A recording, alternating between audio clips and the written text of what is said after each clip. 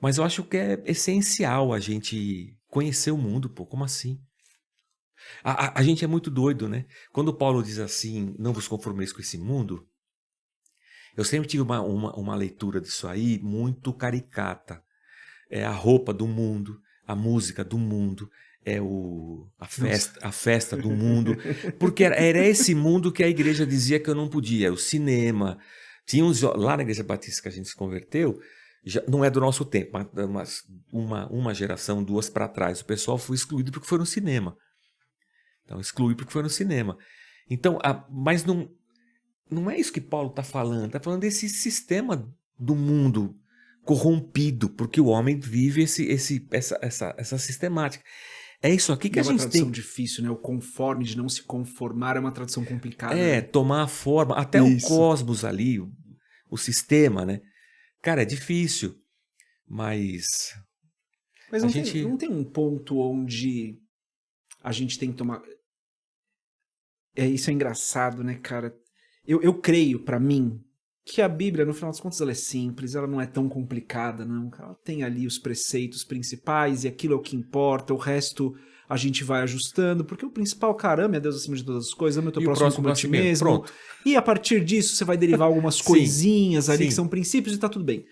Mas tem muitas coisas que eu vou chamar aqui de mistérios, que são coisas que eu não, que eu tenho.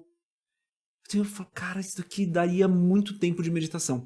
Que não tem um ponto onde eu concordo, a gente precisa formar essas pessoas, mas tem um ponto ali que é uma linha que a gente não pode cruzar, que, cara, se a gente entrar muito nesse mundo, a gente vai acabar se conformando com o mundo. Não tem Nós já estamos conformados, né?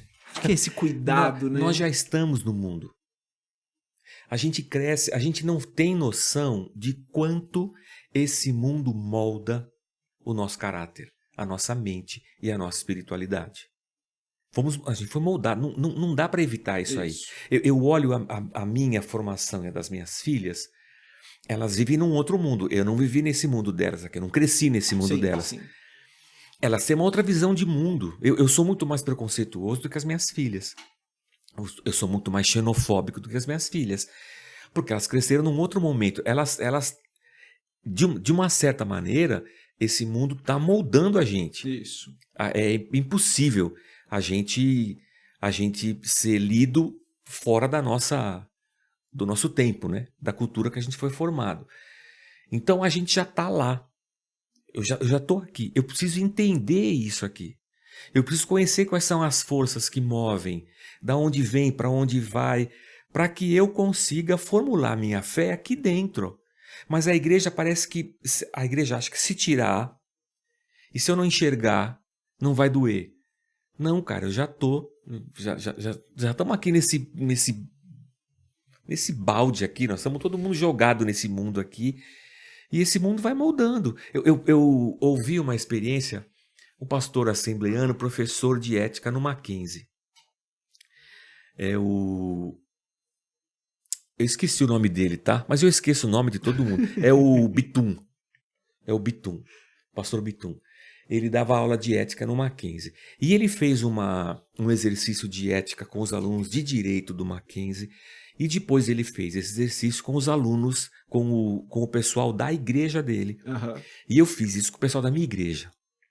E ele falava assim: quem aqui quer se formar e quer ter uma família, e você quer ter uma casa, e você quer ter um bom trabalho, você quer ter uma boa renda, você quer talvez ter uma casa na praia. Ele falou um monte de coisa. Sim.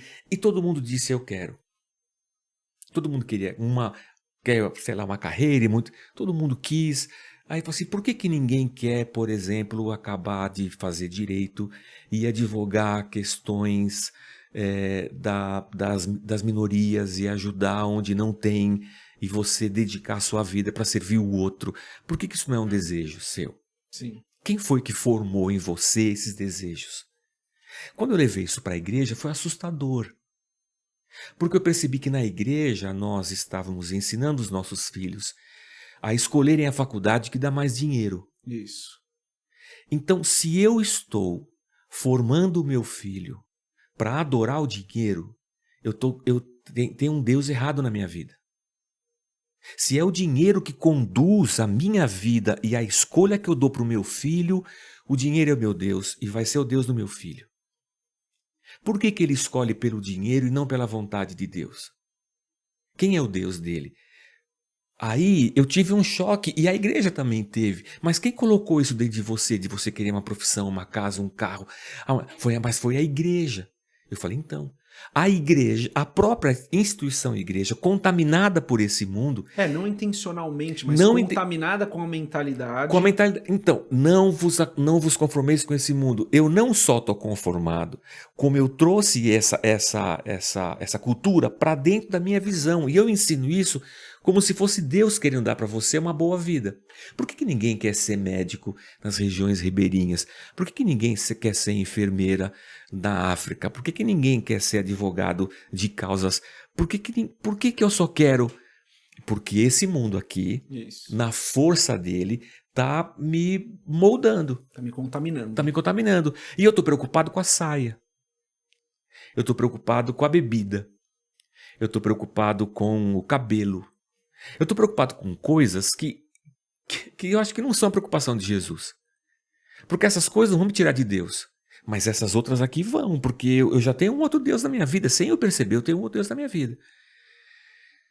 Então isso é um negócio assim, para mim, assustador. E como que o jovem que ouve isso... Porque esse é um tema muito bom, né? Como é que o jovem que ouve isso... Eu acho que eu tenho uma resposta aqui, mas como que o jovem que ouve isso vai poder falar, pastor, entendi. Vamos imaginar um jovem da sua igreja. Pastor, entendi, cara. Pô, jovem entendeu, né? Ele sempre entende rápido. Ele sempre entende muito rápido, o jovem. Pastor, entendi. E ele começa a se aprofundar nas questões filosóficas e sociais positivas, questões positivas, mas ele começa a distanciar o coração dele. Fala, pô, mas aí a igreja tá fazendo errado, aí a igreja tá fazendo errado, e a igreja é errada, e quem tá certo é... Como que esse jovem que vai passar por essa pequena crise na fé dele pode fazer com que o coração dele não seja contaminado pelo pensamento de que, sim, a igreja tá errada. A igreja tá errada e quem tá certo é a pessoa tal que tá lá fazendo o que a igreja não tá fazendo. Como que ele guarda o coração dele para que isso não contamine? A igreja precisa ser uma igreja crítica da sua própria missão.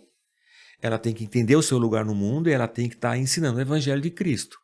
Porque esse cara, ele vai para lá ouvir essas coisas e ele vai comparar isso com o evangelho de Cristo.